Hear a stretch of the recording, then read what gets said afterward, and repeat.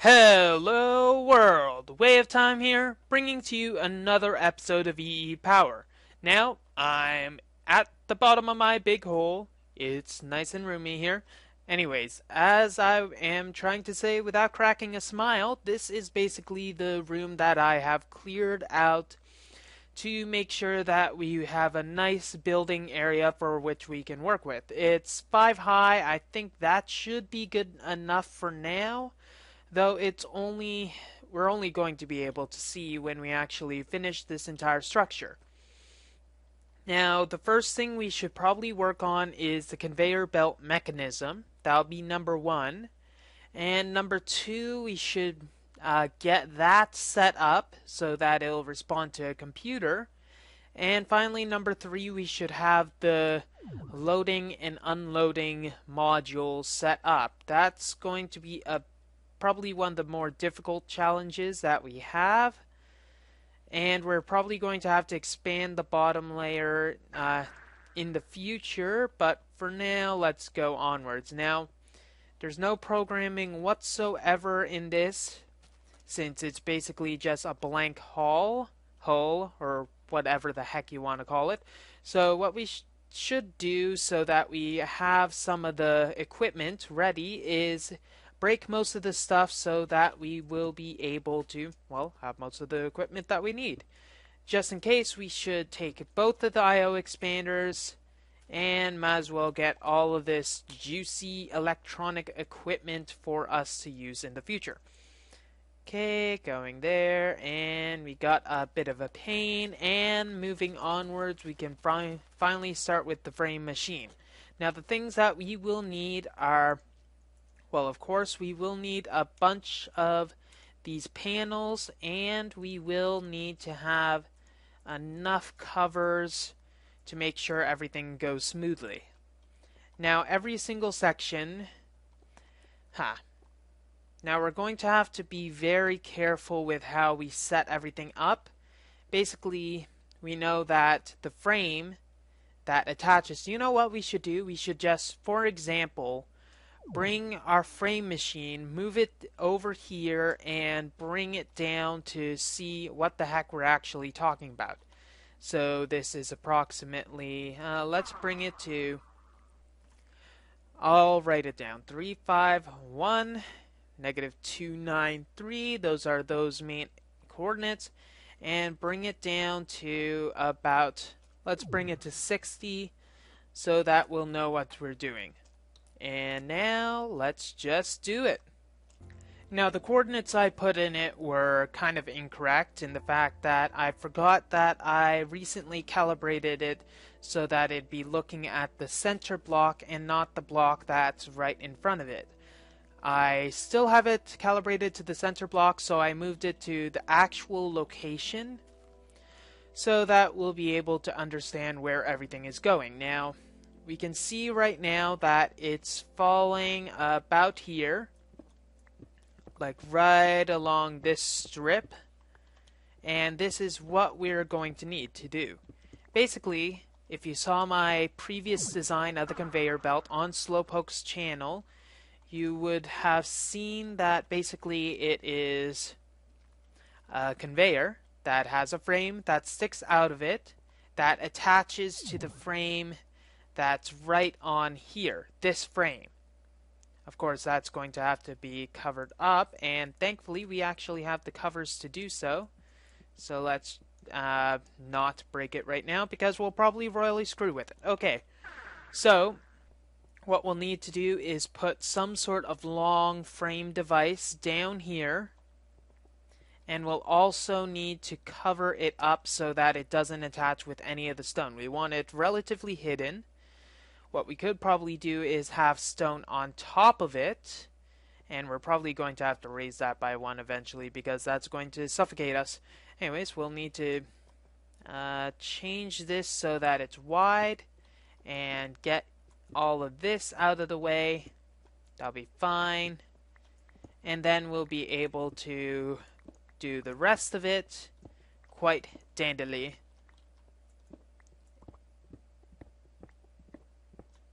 And there we go. Okay, it's almost lowered. And it looks like the calibration is holding. I have it set to there. And it's good, okay. So nothing's attached, nothing at all. And what we should start with is putting our frames down. Now I have glowstone because when that thing goes down, it will become very dark. When it becomes very dark, it's not necessarily a good thing because creepy crawlies can start to spawn. Now we'll want the frames to start going down here. And we'll need to put covers on every single part of it for now. So I'll just get those out of the way and then we can continue after that. Okay, we got all of our panels down on this frame. Underneath it, there's some smooth stone. Let's put this up twice so that we don't have any suffocation and we actually have a nice amount of room to work with. In fact, let's put it up 2 more times after that because it'll be flush with the ceiling afterwards. See? Nice and even. Okay. So what's going to happen is eventually we'll have this go down and lower itself onto frame. There will be an appendage that comes out of it. And when it's sitting down, it'll basically be like this, going around. And you might be wondering, what's the point of that? Well, the point of it is eventually, when we have it lowered all the way to the ground, let's have it down 5, and I'll be able to show you it. I think it's 59, go 2. Whoops. That could have had disastrous results. 59 raised 2, it'll go down. And when it goes down, this part will pretty much be almost at the area where that frame is. The importance of it is now it's down, it's not moving anymore, and we can actually get those out of the way. Oops, that could have been disastrous. That's out of the way. We'll be able to lift up the machine by removing this. Lift up only the frame section, maybe have some sort of wire that goes to this motor that lifts up only the engine. And then we'll be able to have a device that places 2 frames right there. Those 2 frames will be then able to move the entire apparatus minus the engine to a different location. So we'll need a wider opening over here. And then it'll be able to have another machine, like a 3D printer for instance, attached to the engine when it lowers down and this frame is removed. Then it'll be able to fly away happily and merrily, and then the ceiling will be able to close behind it. I think that works out well. Just have to get the coding. The coding is probably the hardest part of all this. And, well, creating the machine from scratch is also going to be very difficult because I only have a mild understanding of how everything goes. So let's put this back into its original position. And then start our little working experiment. So I do have a bunch of frame motors right now. So what we should do is put these frame motors underneath the frame so that we'll be able to send signals to them. So frames, motors going here and here. The direction that we'll want them is to go opposite. So this one will go right, pull this frame thing right, this will pull left. Now we don't have any energy whatsoever, so what I'm hoping to do is eventually modify the red power building to have an energy room underneath it to store all of the energy. It'll have to get all the energy from like some sort of solar panel plant, but then it'll store the energy, be able to send it to the entire few systems that are on the network, and maybe have something like that. But we have those right now, that's good, so place those down so that we'll be able to find it later. And we're good to go. But in the meantime, You know, I can't really see any place where we can put any battery, any solar panels without royally screwing stuff up.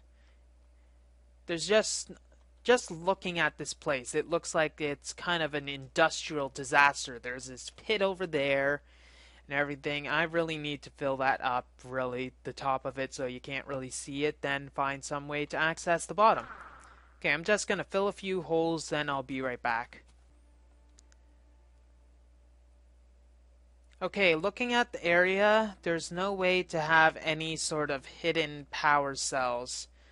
So, unless I want to go deep underground, thermopiles might be the best solution. Now, thermopiles, I'm not sure how expensive they are for their output. In fact, no, I don't really like that recipe at all. It's a little too expensive considering how little amperage actually comes out of the thermopiles. To give you a bit of a perspective, thermopiles have a big footprint because they have to have lava and all that. They can work underground though, so you can fit more of them. However, they only put out 0.5 amps. That's a current measurement, whereas solar panels, they put out 2 amps. And also for another bit of energy, the battery box manages to have 300 kilojoules, but that's a different story entirely. Okay, so we could probably have it running off the solar panels that are there when the machine is running. That could be one way to power them up, maybe. So basically powering up the entire factory from those few cells? 22? No, that's not really much of an idea.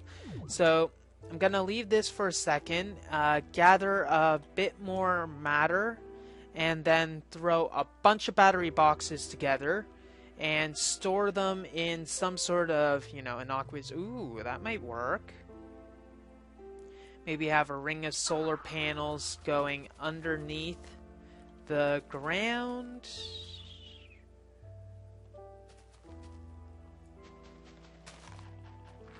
Like having a solar panel here covered on top with glass that could, and going all around the system, the courtyard rather, being able to power off by the sheer mass of area that we have. That could work.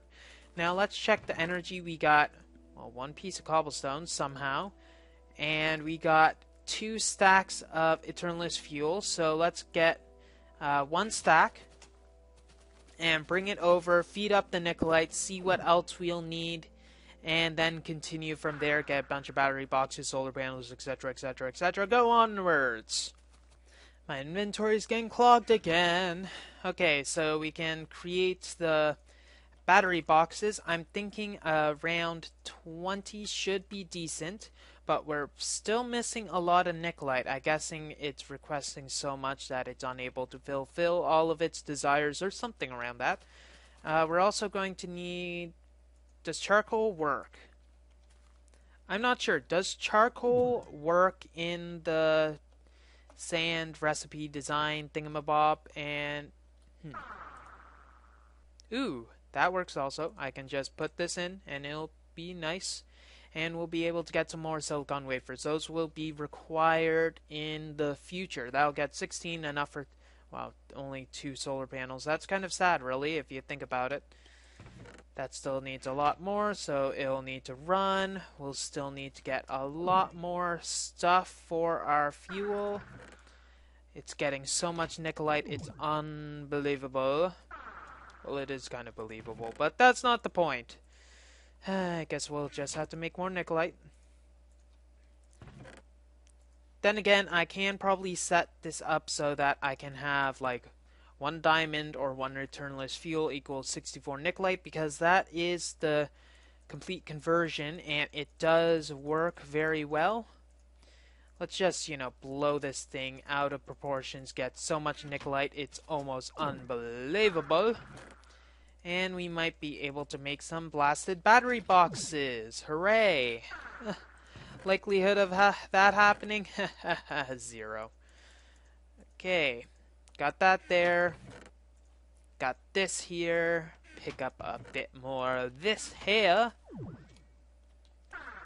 And finally throw this all in here, and we still have a lot of eternalist fuel left over, and in fact we just left the fuel area, therefore we should be able to just put it in and get there. Presto changeo. Everything's nice and dandy. Okay, let's be ambitious and go for the 20 that we wanted. I think that'll be a successful request, and it was. We should go for a few munchies. Now the problem I'm going to foresee right now is the fact that we are going to have to make a lot of solar panels. The solar panels are probably the most pricey thing that we are going to need to make, though we are able to make a bit of symmetry. So let's go over to this thing over here. I think it probably almost finished the ones that it has right now. In fact, let's just fill it up, say forget about it, and go onwards. No, I didn't say that. No. No, no, no. Yes, I did. Okay, shut up. And that could be a bit of a problem, won't it? So we're gonna have to fill this system up, and I'm guessing almost every single thing that we do has to have an overflow for all the chests. So I'll manually fill this, wait for the battery boxes, and see what else we can do. Now, for some reason, there does seem to be a few glitches with that system. I have no idea why it sometimes constantly bugs out and all that, but I'm not going to worry about that too much. Now, looking right here, we are in the logistics system. So this might actually be a very good spot for us to start building up the battery boxes. Now, the logistics system does run quite deep, and I know that if we try to put anything like battery boxes near these, so for instance if we place this, it will connect and therefore will steal items from the system when it tries to go through here. That eventually will stop, but it's best not to be overzealous with using that, so we should start building it a bit farther. Now we should probably also put some more lights down this way, because zombies will probably eventually find their way into this cavern of darkness, which is not very fun. But that's beyond the point. Let's put down a bunch of our nice little battery packs so we can store a lot of energy. And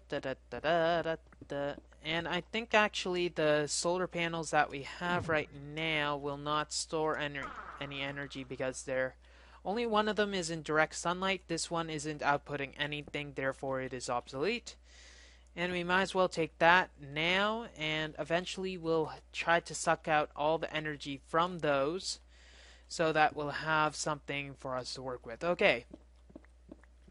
Now let's just go with a layer down here, starting around here. And let's just get 20 down quickly.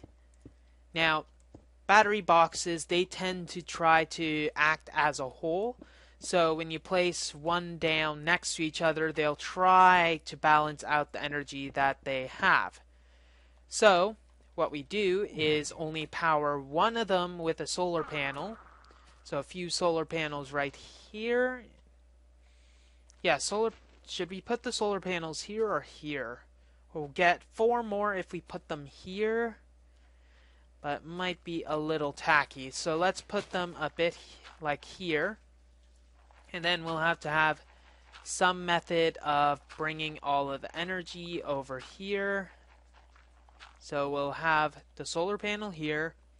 We'll have like some sort of cover array that goes there, covering a wire that leads downwards into the very depths of sorrow. And this is actually a good place for it to start. So how many wires do we currently have?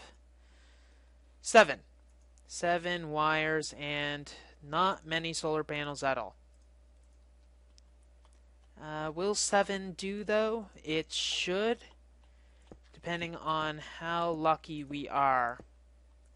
And we're not very lucky, so we'll need 3 extra, but we can place these down in the meantime. And I can't jump out, can I? That's alright. There we go. We'll change that, and we'll have glass there eventually. In fact, let's just get our more blue electric cables. Do we have any in our system right now? We probably do not, and I remember seeing them in a chest somewhere. Blah blah blah, blah blah blah. Nope, nope, nope. I can't remember seeing them anywhere, so let's just order some more stuff for the wires. Just making sure.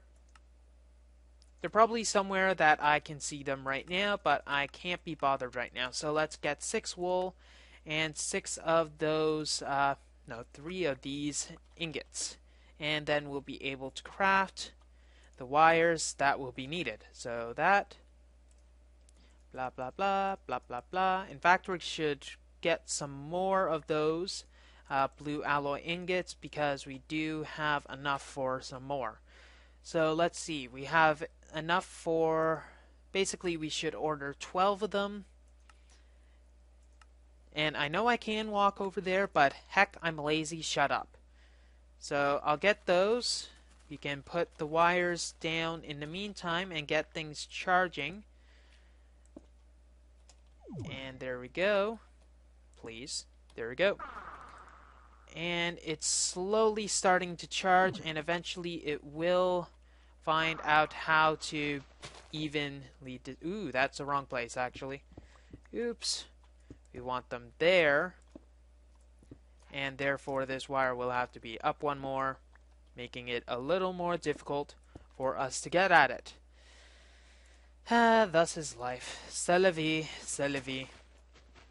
So we got that. We should turn it to smooth stone, though we won't be able to differentiate between them when we are done.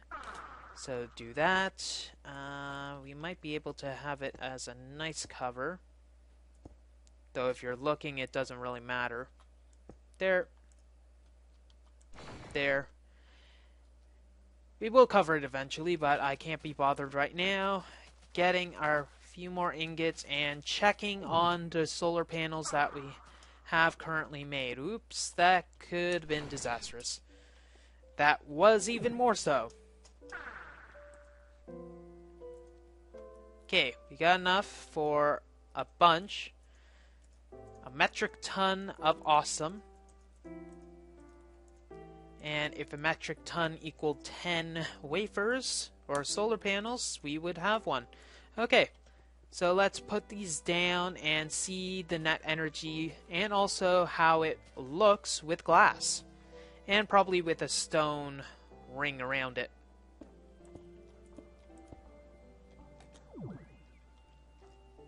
You know, as a border, that doesn't look too bad, actually. Maybe when it's going a lot farther around the building, it'll be able to be a bit more effective.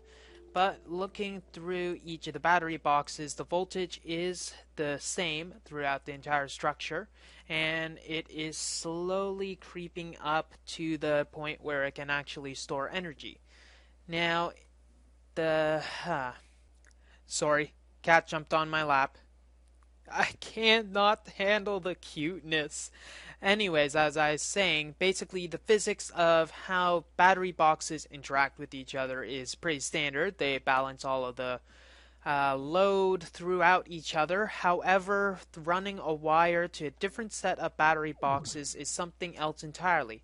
Basically, this is considered one system of batteries, so think of it as like a single resistor, throwing them all in series or parallel or however you want to think of it.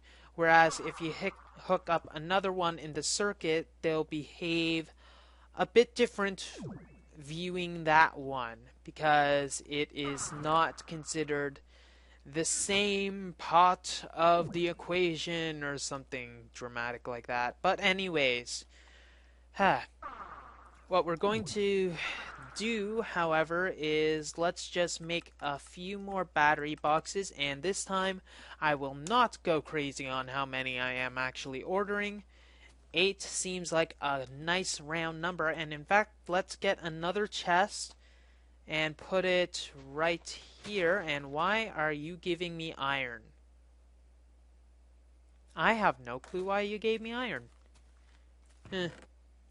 Maybe the system is just retarded when there's so many layers it has to go through.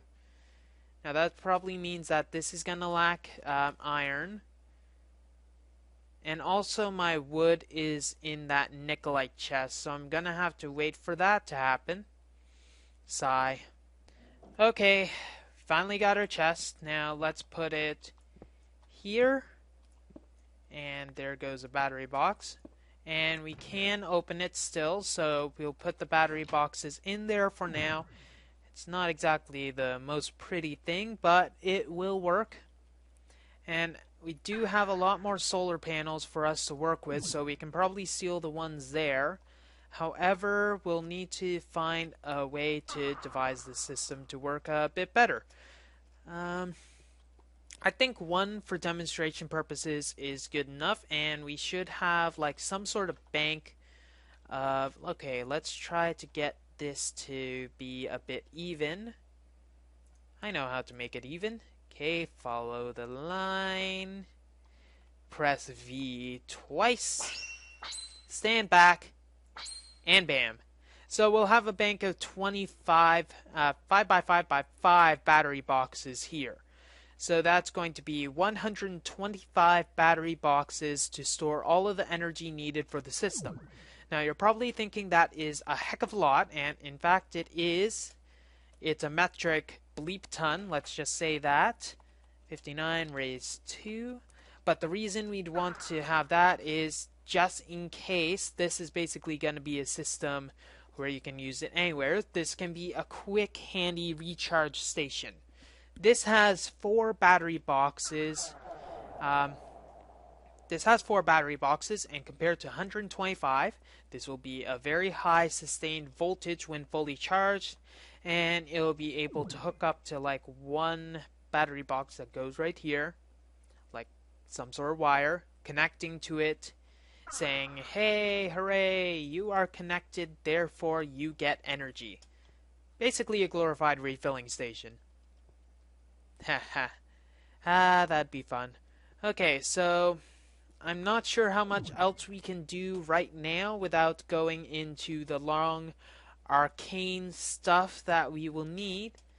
Let's just get a few battery boxes, and for some reason it is lacking in the energy, lacking in iron. I remember the 4 iron that we had earlier, and checking to see. Yes, sirree. Did I only order 8? Yes, I only ordered 8. Okay, so everything is all well. So let's bring these batteries boxes over here and then work on it. We'll have a nice starting wall in which we can work with, though it is very dark, so let's put some light around this area. I have no idea how I'm going to pretty this thing up, though it is a cave. I am good with caves, therefore we'll just have to worry about that later. I think in the meantime of what I'm going to do, while off camera of course, is to try to do as much of that ring as I can, perhaps make some sort of automatic way to do it. I think this is going to look nice, and when we actually have a good looking courtyard, it'll probably be preferable seeing all of this going off into the merry distance. You know, I'm dramatic that way. Let's check the EEPower source station, see how much we have, and we might be able to upgrade the area a bit. I think that will be enough for a few more relays, but we'll see how that goes. Well, that's all the time we have for this episode of EEPower. If you like what you see, don't forget to rate, comment, and subscribe to future episodes. Wave Time here, signing off. Have a wonderful day.